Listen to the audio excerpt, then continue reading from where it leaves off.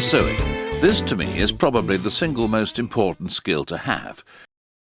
If you can lasso, you're in business. There are two key points to lassoing. The coils. These should be no more than 12 inches in diameter. Small loops we can control, long loops we cannot control.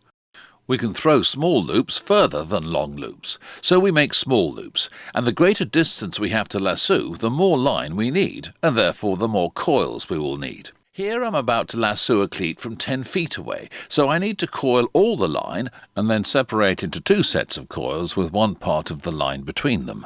Now let's measure off our 10 feet. 9, 10, that's it.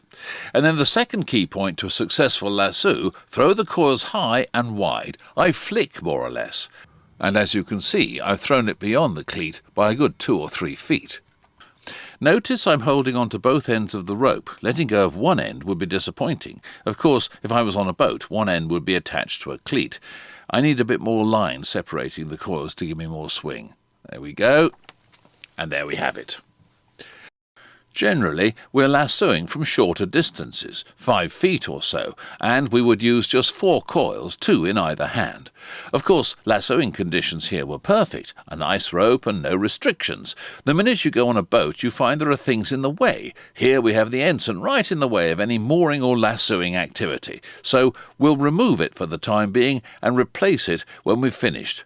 I'm sure no one would complain. Now we're in business and can get hold of anything we like.